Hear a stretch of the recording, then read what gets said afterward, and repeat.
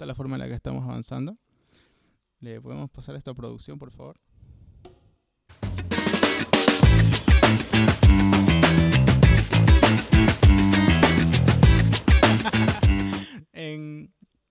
Bienvenidos todas las personas que nos están escuchando y bienvenidos también a los que nos van a estar viendo en YouTube cuando este video se suba a YouTube, ¿sí? Bien, esta es la segunda temporada de nuestro programa Pop Biblia y antes de pasar a cualquier otra noticia y a cualquier otra actualización, ¿qué tal, Isaías? ¿Cómo te sientes?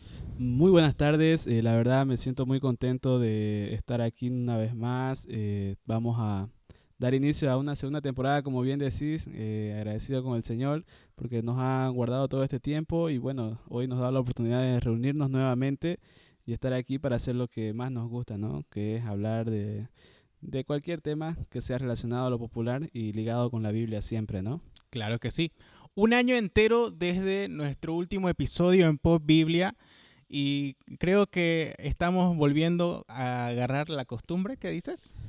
Sí, la verdad, un año, no fue un año sabático, ¿no? No es que nos hayamos dedicado a la flojera y a la vagancia, sino que hemos estado, la verdad, saturados de muchas cosas, pero hoy ya estamos bien organizados y bueno, eh, a volver a recordar, a volver a practicar, sobre todo ahora que ya tenemos las cámaras y bueno, a hacerlo de una mejor manera en esta oportunidad, ¿no? Claro que sí. Permítame saludarlo, licenciado. ¿Qué dice, licenciado?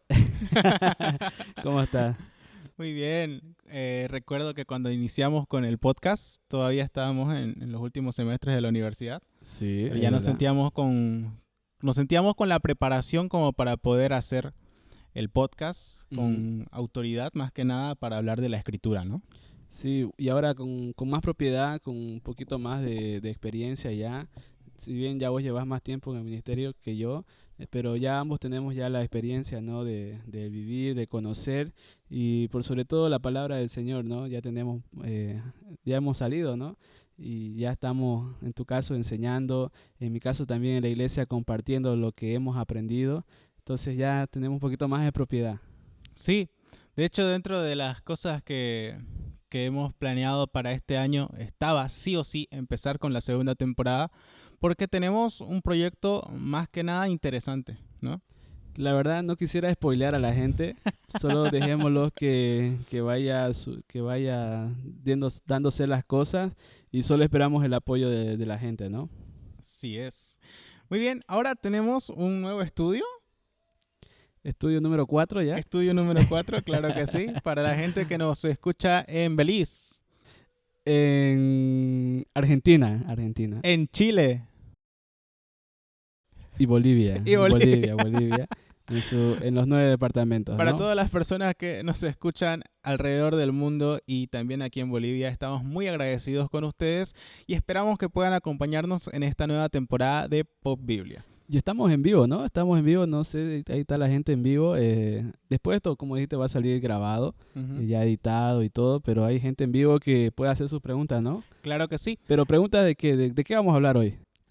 El tema de hoy está relacionado con ¿qué debe hacer el cristiano frente a la crisis política? Empezamos fuerte, creo yo, ¿no? Sí, fuerte. Es que esta temporada viene cargada, la verdad que sí.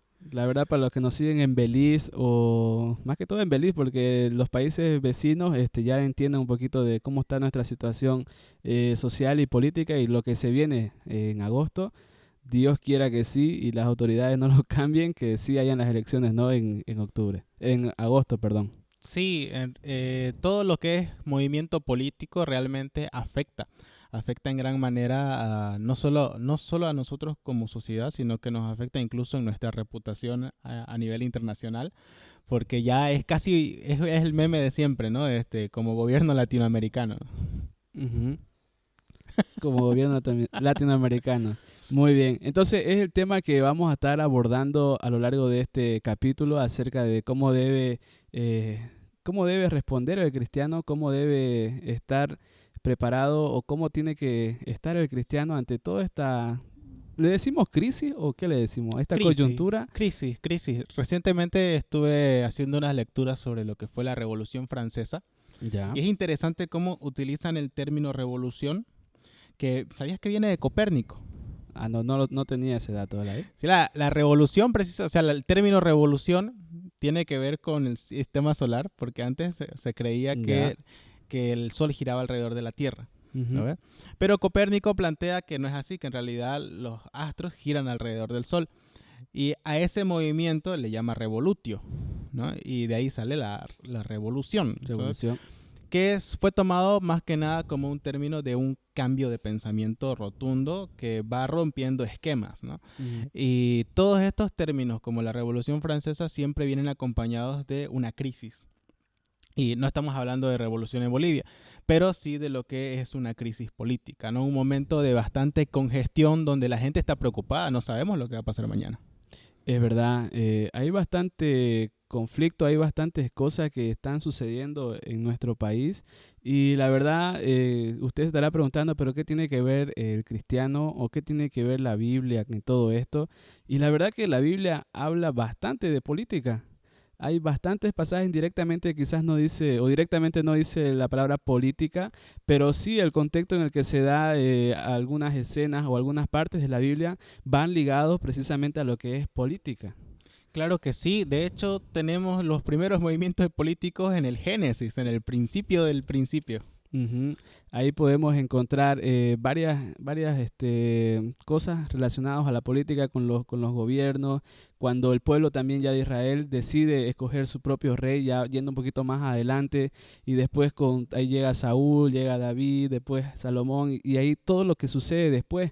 Pero hay una historia en específica que queremos hablar, ¿no? En esta oportunidad, en la cual va a ser como nuestra base o sustento de lo que vamos a estar desglosando a lo largo de este capítulo. ¿Cuál es? Es la historia del libro de Esther, la Esta. reina Esther. Y la curiosidad más grande es que en todo este libro no se menciona la palabra Dios. En ningún momento. De hecho, es una historia que por mucho tiempo pensaron que no tendría que tener parte dentro de lo que es el canon bíblico, Ujú. precisamente porque es una de las reglas de los libros que pertenecen al canon, ¿no? Que tenga o refleje una parte de Cristo. Sin embargo, Esther está ahí porque merece estarlo. En su momento necesita estar ahí. Y es que todo el contexto se da dentro de palacio. Todo se da ahí en ese lugar con a todo alrededor gira en torno a lo que es la casa grande del pueblo, lo que es la casa donde está el rey, ¿no? Y ahí está la reina Esther. Y para la gente que no sabe la historia, les animamos a que ya vayan buscando su Biblia y vamos a hablar de Esther, ¿no? Vamos a ver ahí cómo es que llega Esther a palacio. ¿Cómo sucede eso? Esther llega al palacio por nada más que un movimiento político, un Ah, movimiento netamente político.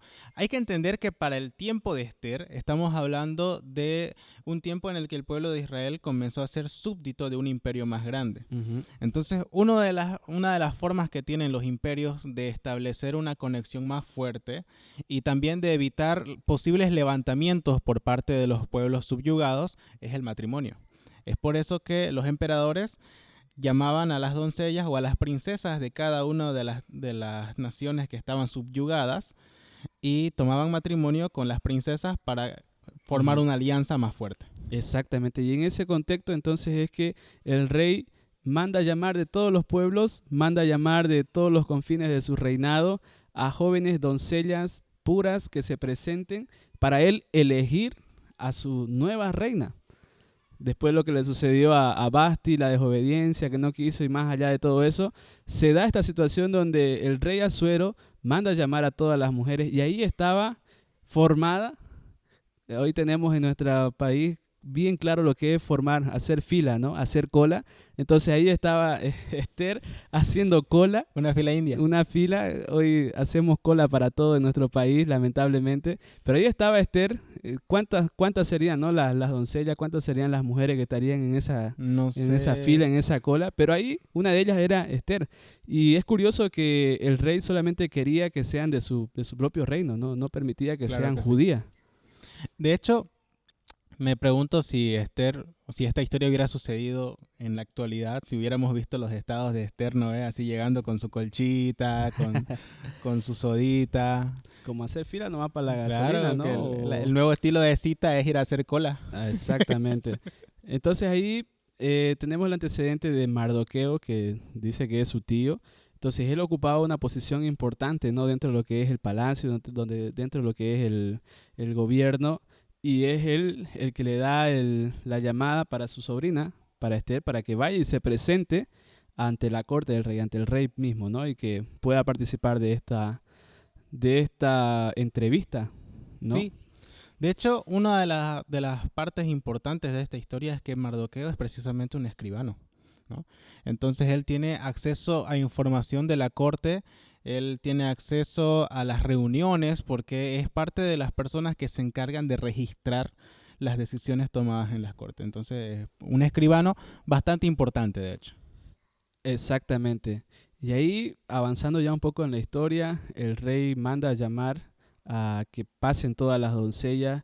Y hay algo particular que aparece ahí, ¿no? Que la reina, bueno, la que iba a ser reina más adelante, Esther, le pide consejo de cómo tenía que presentarse delante del rey, mostrando ella su humildad ante el mayordomo, creo que es, ¿no?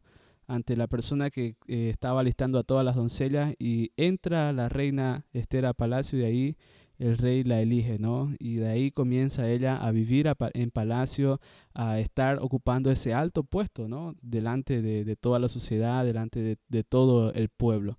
Y ya más adelante comienzan los conflictos. Esto le contamos a la gente para que entre un poco en contexto y para que podamos hacer el puente. Después de que la reina entra a palacio y se queda ahí, suceden ya los conflictos, suceden los problemas, porque había un villano dentro de esta historia. Naman. Qué nombre tan bueno para un villano, la verdad. Amán Naman. estaba en ese lugar. Amán era un alto Amán. funcionario, ¿no? Amán. Amán, Amán. Amán.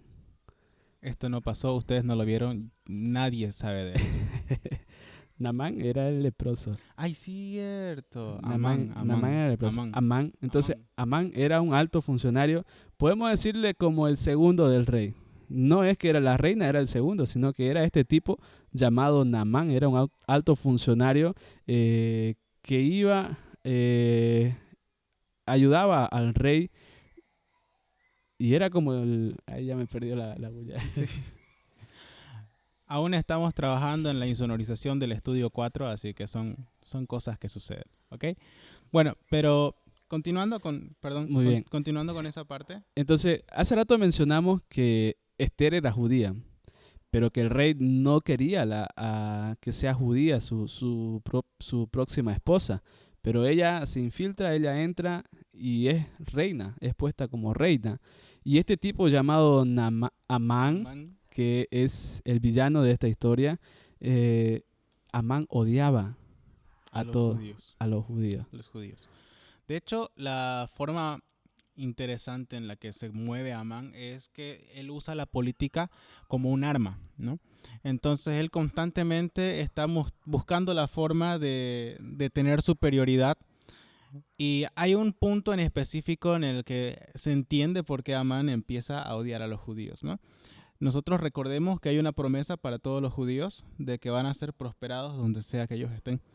Y esto sucedía incluso durante su cautiverio, ¿no? Incluso mientras ellos estaban siendo cautivos, mientras ellos estaban pagando impuestos, mientras ellos tenían que rendir cuentas al imperio, aún así ellos estaban siendo prosperados no solamente de forma económica, los aviones, sino que también estaban siendo prosperados en número. El pueblo judío seguía creciendo constantemente. Entonces, para la política, lo mismo que sucedió en Egipto, ¿no?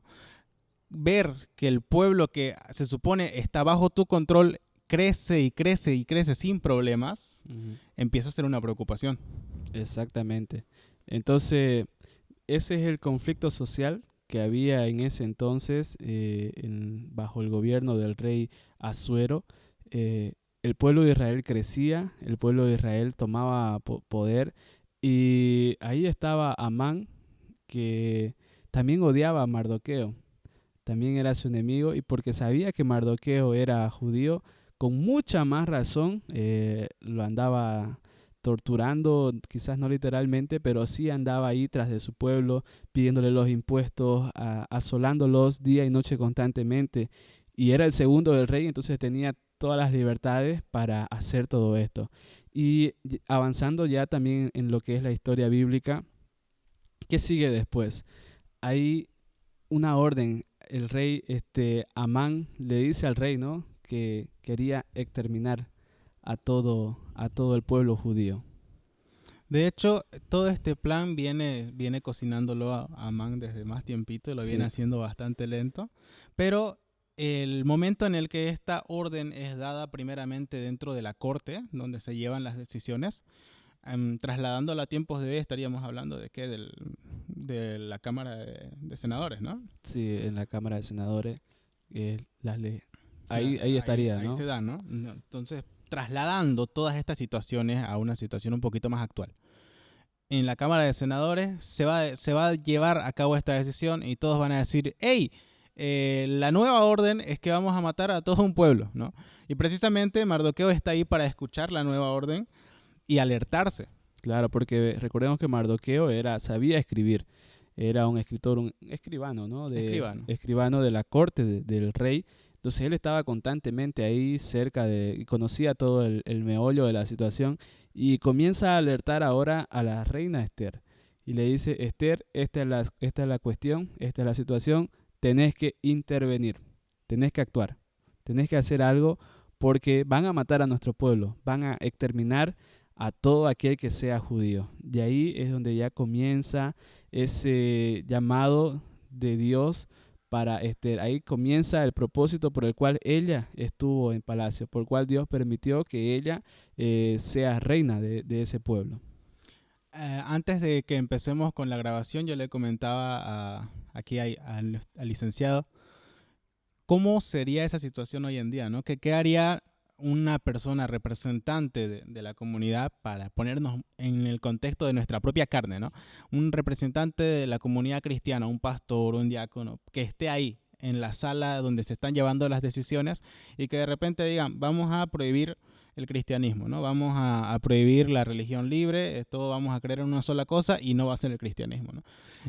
¿Qué decisiones tomaría? Yo me imagino, personalmente, me imagino a ese pastor, en lugar de hablar con las personas correctas, lo imagino haciendo cadenas de WhatsApp Mm. y enviando, ¿no?, a la iglesia y compartan y que todos lo sepan y salgamos a marchar y que nos escuchen y hacer demasiadas cosas así. Y la verdad sería un golpe fuerte, ¿no? Saber que en tus manos está el futuro de todo un pueblo, en tu mano está el futuro de todo el cristianismo para este tiempo.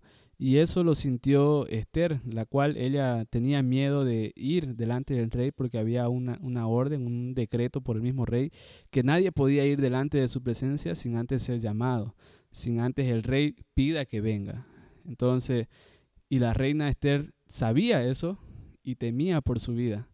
Decía, yo no puedo entrar ahí, no puedo intervenir, entonces no puedo hacerlo. Y entra ese miedo, entra ese temor para Esther de saber que iba a arriesgar su vida de ella para salvar a los demás. Y es como que un dilema ahí que tiene con su tío, Con su ¿no? tío Con su tío durante la Mardoqueo conversación. durante todo eso. Y donde su tío le dice, si vos no nos vas a ayudar, No pasa nada. nuestro Dios de alguna parte respiro, Y salvación traerá para nosotros. entonces o sos vos o alguien, o el Señor va a utilizar a alguien para salvarnos. Ahí es donde nosotros necesitamos recalcar ese carácter de Mardoqueo, precisamente porque durante ese momento cualquiera de nosotros hubiera entrado en pánico, ¿no? O sea, si se supone que la persona más cercana a quien va a tomar la decisión no puede hacer nada, entonces, ¿qué vamos a hacer? Entrar en desesperación. Pero Mardoqueo toma una decisión totalmente diferente. Mardoqueo directamente responde, bueno, si vos no podés, no hay problema, salvación y respiro traerá a Dios para nosotros, de alguna manera. Y ya llegando casi al final, ¿no?, de esta historia, y ahorita vamos a hacer el puente, al final Esther planifica una cena, invita al enemigo, invita a Amán, invita al rey a esta gran cena, los llena de comida y todo lo demás, y le dice al rey, necesito pedirte un favor, que vengas a otra cena. Lo invita nuevamente a otra cena, y en esa segunda cena es donde ya le dice el problema. Ya le dice, el rey Asuero le dice, pídeme lo que quieras, hasta la mitad del reino, yo te lo voy a conceder. Sigue a suero con ese asunto, ¿no? Como lo mismo que le dijo a Basti, ¿no? Ajá. Entonces, y ahí la reina le dice cuál era la trampa que tenía Amán contra todo su pueblo, y nos olvidamos de mencionar que Amán había preparado todo para Mardoqueo. Entonces son cosas que van, escenas secundarias, ¿no? Escena O secundaria, paralelas, pero paralelas importantes, pero para en este caso lo estamos avanzando rápido.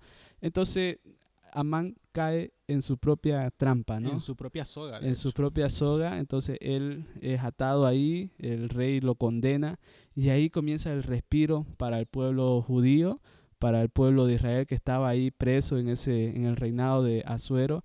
Y a partir de ahí también Mardoqueo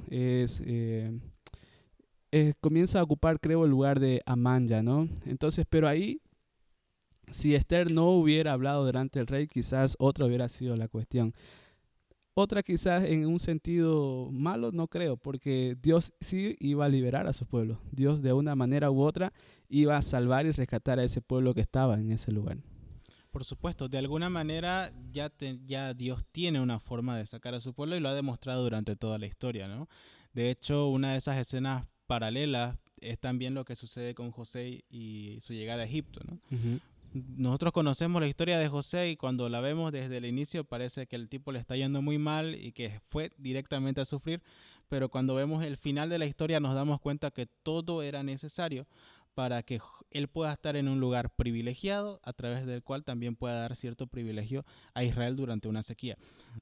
Creo que toda esa historia, ¿no? Todo el contexto de las cosas que Dios ha hecho por la vida de Israel, por el pueblo de Israel, es lo que le dan esta seguridad a Mardoqueo de decir, bueno, si no se puede contigo, entonces de alguna manera salvación y respiro va a llegar, de alguna manera, ¿no? Una seguridad, pero tremenda, en la cual ya no dependemos de segundas personas. Ujú. Sí, es la confianza plena que tenía, ¿no? Mardoqueo ante todo lo que iba a suceder. Él sabía cómo era el carácter de Amán y lo que estaba dispuesto a hacer para liquidar al pueblo. Pero, ¿te parece si vamos analizándolo desde el inicio de esta historia? Te digo esto porque la verdad me parece interesante cómo Esther llega a ese lugar con el perfil bajo. Cómo se presenta ahí, sabiendo que ella era judía, va igual, no importa, y le pide consejos ahí al mayordomo, pero cómo ella va entrando, sin decir a todos los demás, ay, yo soy judía, aunque no podía, ¿no? Ay, yo soy judía y voy a estar aquí. Ella entra con el perfil bajo y logra llegar a la cima. No sé si me entendés. Y muchos ahora, muchos creyentes que quieren evolucionar a veces en la política, hacen alardes y bombos y platillos de que son creyentes, de que yo voy a la iglesia, de que estoy ahí, cuando y después al final terminan haciendo las cosas mal, o al final por esa misma presión, o no sé, quizás no eran creyentes estables o no eran creyentes con una fe sólida en la Biblia, comienzan después a desboronarse y a tomar malas decisiones o a confiar en su autosuficiencia de ellos, y comienza ese cristiano que decía ser, comienza a ser ahora otra persona. Y me gusta cómo va yendo Esther desde abajo. No comienza ella diciendo yo soy judía y voy a entrar ahí, sino empieza poco a poco y al final da a conocer al rey que ella era judía y que su pueblo estaba en peligro de muerte. ¿Qué opinas vos de mi percepción? No sé si también vos lo Me, tocaste así. me gusta también porque, bueno, durante una de las presentaciones de Dante Hebel, hace un ejemplo similar. Su última presentación aquí en Bolivia fue Sí, presidente, ¿no ves? sí. Y técnicamente es hablar de eso, ¿no? Sobre el cristiano y la política en un sentido más que nada evangelístico, ¿no? Ujú, Pero él da un momento en el que él comenta eso. ¿Cuál sería el gobierno correcto, una forma de gobernar buena? Él dice, sería llegar, ser presidente, ejecutar la palabra de Dios sin decirle a nadie, ¿no? Sin ujú, llegar con los bombos, soy cristiano, llegar a hacer cumplir la palabra de Dios Y tras 5 años, cuando la palabra de Dios rinda sus frutos en el Estado, cuando las cosas empiezan a mejorar, cuando las familias empiezan a unirse, Ujú. cuando la delincuencia empiece a bajar y le pregunten, ¿no? ¿Y usted cómo hizo para eso? ¿Cómo logró usted que el país se desarrolle, que el país salga a flote? Entonces, recién en ese momento decir lo que pasa es que yo soy cristiano y yo puse la palabra de Dios por encima de todo, ¿no? Que es precisamente la comparación que estamos haciendo. Exactamente. Y lamentablemente en nuestro país usted ya ha podido analizar lo que hemos estado diciendo y quizás a su mente ya están viniendo personajes políticos en este entonces, no vamos a decir nombres por supuesto, pero muchos cristianos dícese llamar cristianos, hoy comienzan a alardear, ¿no? De que tienen una fe sólida, de que con la Biblia y todo lo demás, cuando nuestras acciones son muchas más fuertes que las palabras. Lo que nosotros hacemos, nuestra forma de vivir, nuestros principios, nuestra manera de hacer las cosas, dice mucho. Aunque uno no diga soy cristiano, pero el cómo vivimos, el cómo actuamos y el cómo actuó también Esther, habla de un creyente genuino, habla de un creyente estable. Y ahora, siguiendo con esta reflexión y trayéndolo a nuestro tiempo, vemos también la actitud de Mardoqueo ante el conflicto, ante el problema, que refleja muchas veces al creyente, y ya lo venías diciendo vos, ¿no? De cómo actuaríamos ante esa situación, de qué haríamos si hoy el gobierno decretara una ley y dijera, hasta aquí nomás el cristianismo, ahora es la Pachamama y la Madre Tierra que va a ser nuestra creencia oficial en Bolivia y las iglesias tienen que cerrarse. ¿Cómo actuaría usted? ¿Qué haría como pastor? ¿Qué haría como líder? ¿Y qué haría sobre todo esa persona que está ahí en los altos estándares de nuestro, en las salas plenas, En la en esos sala de lugares? ¿Cómo senadores. actuaríamos entonces ahí? Yo, como comentaba al inicio, mi imaginación es de que en lugar de tomar decisiones correctas, ¿no? De hablar con gente que sí puede hacer algo al respecto, lo que va a Ujú. hacer es primero es molestar la colmena, ¿no? En darle la noticia a todo el mundo, que todo el mundo se entere, que todo el mundo sepa para manifestarse, para moverse, para hacernos escuchar, como si el pueblo de Dios necesitara que el hombre lo escuche. Pero ahora trayéndolo a nuestro tiempo, estamos en tiempos de elecciones, estamos en tiempos de una coyuntura política bastante fuerte en nuestro país. ¿Y qué está haciendo la iglesia en este tiempo? Lo estamos viviendo ahora, quizás no una persecución, pero sí ya en un tiempo electoral bastante fuerte, en donde el creyente debe estar más unido que nunca, creo yo. El creyente debe estar velando lo que dice la palabra conforme a los principios. Y quizás muchos de ustedes ya están viendo algún perfil de algún candidato para poder llegar al poder. ¿Cómo podemos hacer nosotros como creyentes una buena elección? La verdad, Mardoqueo habla con el pueblo y le dice, nosotros vamos a ayunar, nosotros vamos a orar para que tú entres a palacio y que tú puedas hablar con el rey. ¿Y nosotros qué tenemos que hacer para decidir o para tomar buenas decisiones? ¿Qué tiene que hacer la iglesia en este tiempo electoral en el cual estamos viviendo?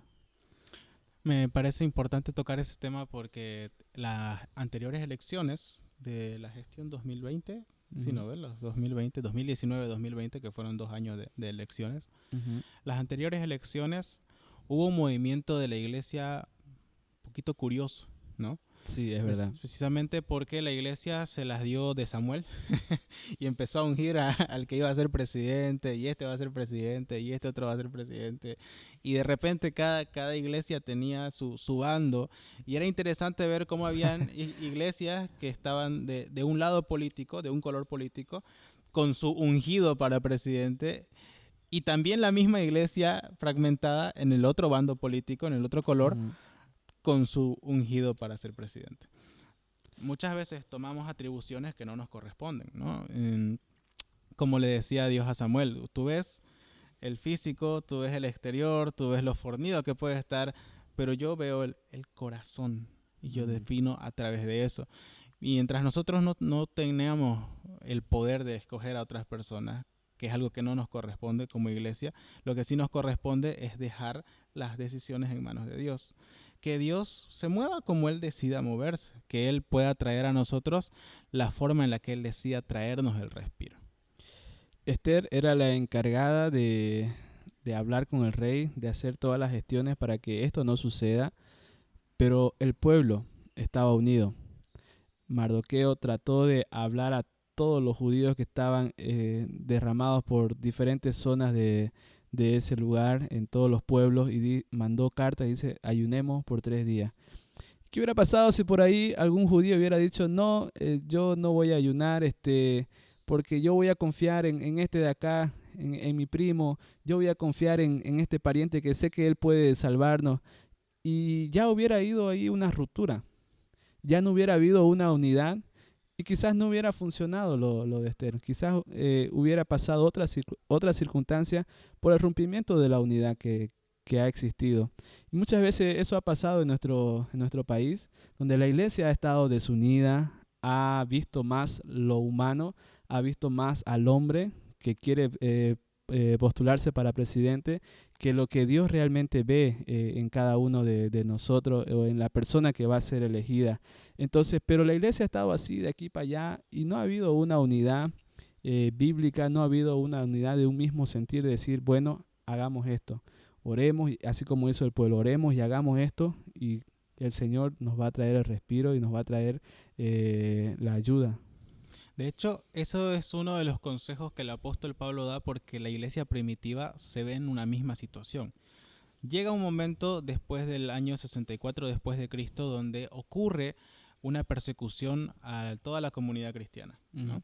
Entonces entra nuevamente la preocupación de qué hacer si mis autoridades son las que me persiguen, qué hacer si las autoridades son las que me acosan, qué hacer si las autoridades son las que me empiezan a hacer la vida a cuadritos a mí como cristiano. Y es el apóstol Pablo que nos trae luz. De hecho, él estando en la cárcel, ¿no?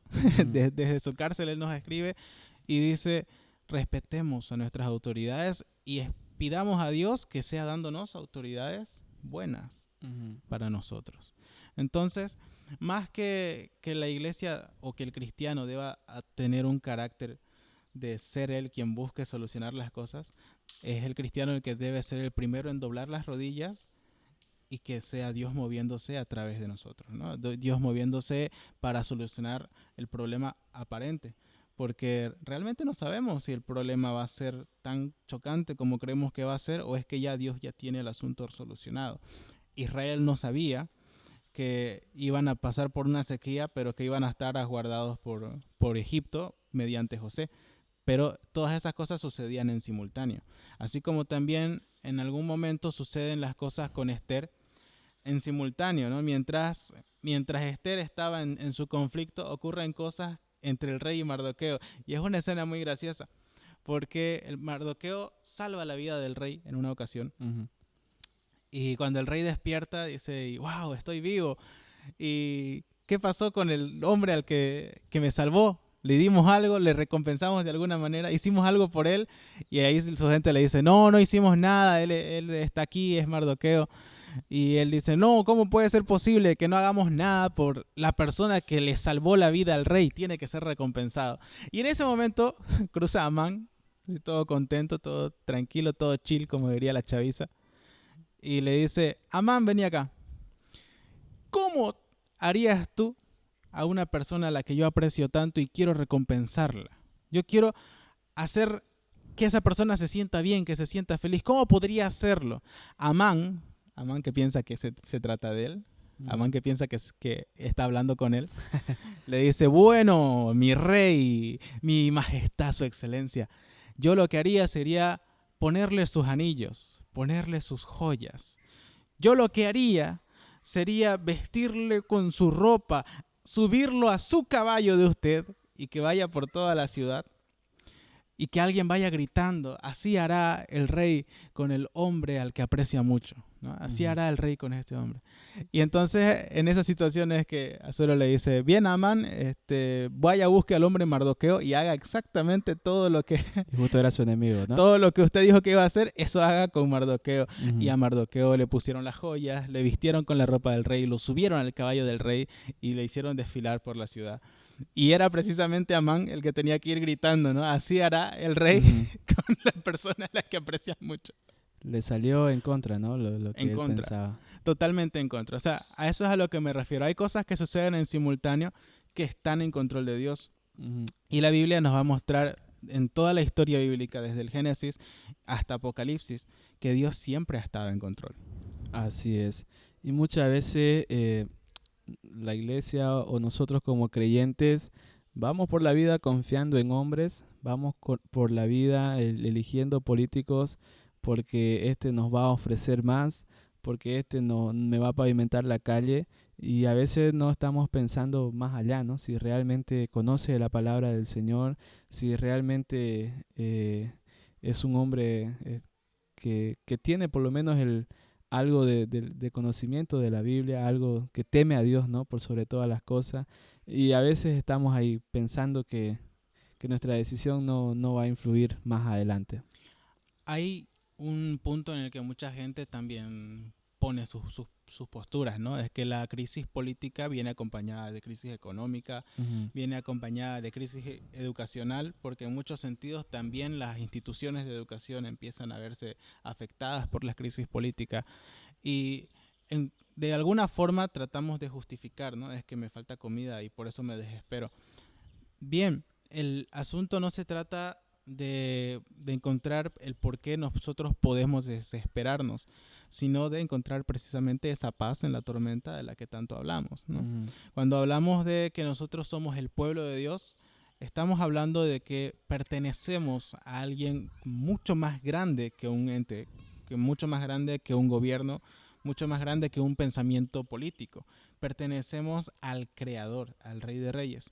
Y en ese sentido, precisamente, entender que mi vida está en las manos de Dios significa más que solamente la certeza de mi salvación. Significa que mi vida está tranquila en Él. Bien, entonces ya vimos que el pueblo, así como Mardoqueo, tiene que estar unida, tiene que estar siempre en constante dirección de Dios para poder saber elegir a un buen candidato, escoger o votar por un buen candidato que realmente tema a Dios. Pero también está el mensaje para aquellos que están ocupando las salas ahí altas en nuestro país, porque esas salas son ocupadas por Esther en la historia bíblica, pero hay gente creyente que quizás va a escuchar también nuestro podcast. También hay gente que está ahí en el Senado, que está ahí en la Cámara de Diputados, que también tiene que actuar, ¿no? Que también tiene que trabajar y que también tiene que ser temerosa de Dios. Esto digo, ¿no? Con cuestión a veces de las leyes y normas que a veces quieren hacer o decretos que quieren hacer para nuestro país. Entonces, cuando está ahí un creyente, tiene que actuar y trabajar en favor de su pueblo, en favor de la iglesia, en favor de todos los creyentes, ¿no?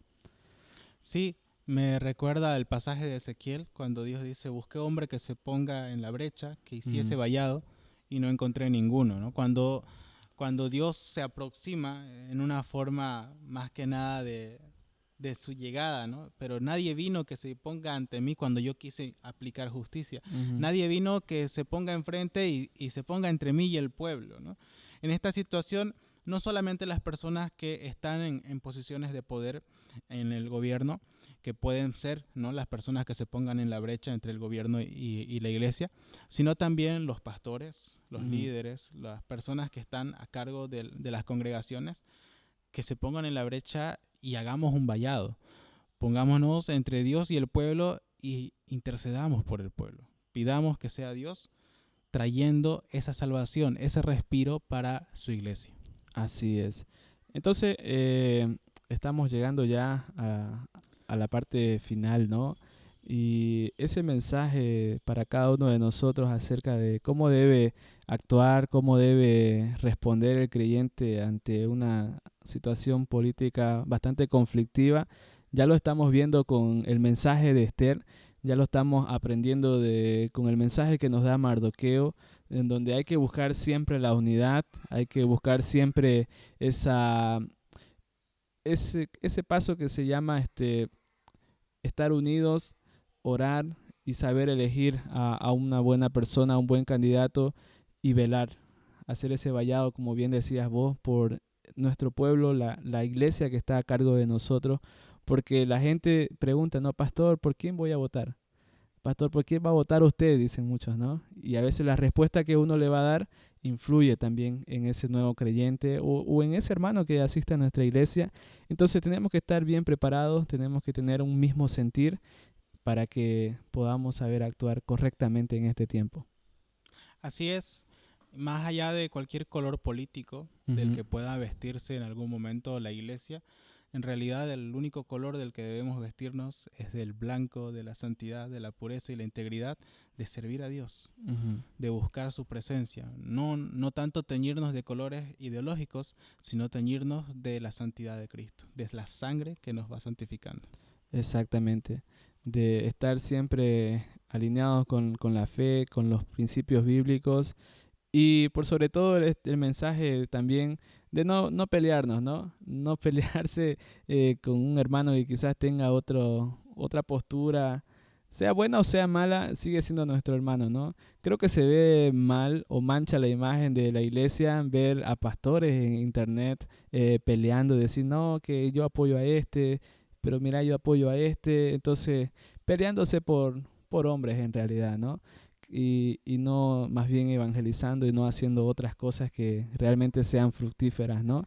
Entonces, cuidemos siempre a nuestros hermanos menores, cuidemos siempre a ese nuevo creyente, cuidemos también la reputación, ¿no? de la iglesia evangélica, de la iglesia cristiana, y dejemos siempre en alto el nombre del Señor, no más, y no peleemos, Ya no ya peleamos, no ya no peleamos. peleemos. Entonces, aunque vos votés por ese color, igual seguís siendo mi hermano, Seguimos siendo Daniel. amigos, Sí. seguimos siendo amigos. Bien. Así es. Entonces, ese es el mensaje que el Señor también compartió con su pueblo y es el mensaje que también viene hoy para nosotros, que tenemos que mantener esa unidad y orar por el próximo. Orar por nuestros próximos gobernadores, orar por nuestras próximas autoridades y orar unos por otros. Y que el Señor traiga respiro, que la necesitamos, la verdad, bastante. Mucho. Respiro para nuestro país, para toda nuestra sociedad en este tiempo tan, pero tan complicado, en la cual tenemos que pedir siempre la ayuda del Señor y Él utilizará a cualquier persona, el que suba al poder. Sabemos que creemos que va a ser un hombre temeroso de Dios, que va a ser fiel a la palabra del Señor y si comienza por ahí, todas las demás cosas sé que van a mejorar para nuestro país. Amén. Amén. Eso sería el episodio de nuestro primer episodio de Pop Biblia de esta temporada, segunda temporada de Pop Biblia que viene más cargada, ¿no? Empezamos fuerte, empezamos hablando de política y los siguientes temas que se vienen igual están así de poderosos, de Ujú. potentes.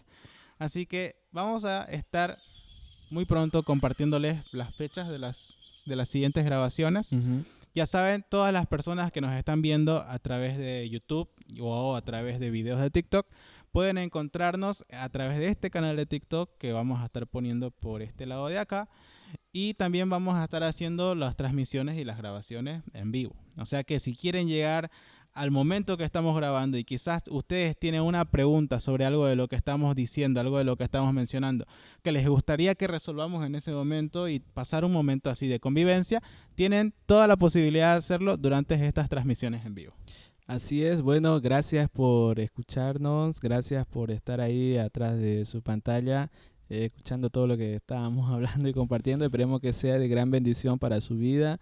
Y si usted es mayor de 18 años, ya sabe que tiene una responsabilidad bastante grande de asistir a las urnas y de votar por un buen candidato.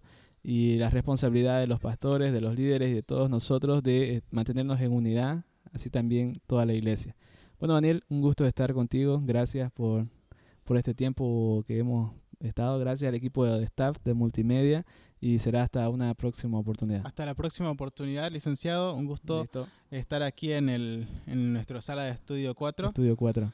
Esperamos que ustedes también puedan acompañarnos en el próximo episodio. No va a estar tan lejos, viene más pronto que tarde. Así es, y como decía el gran comentarista de Karl Barth, un buen creyente siempre tiene la Biblia en un lado y... una hamburguesa en la otra. Muy bien, gracias, hasta luego. Era por Biblia, pues, hermano. No, vamos Y de como- nuevo, de nuevo. Y como decía ahí el famoso escritor o teólogo Karl Barth, un buen creyente siempre tiene la Biblia, aunque en digital, pero tiene la Biblia en su mano y... Pop Biblia en la otra. Muy bien, gracias, que estén bien. Bendiciones. Bye bye.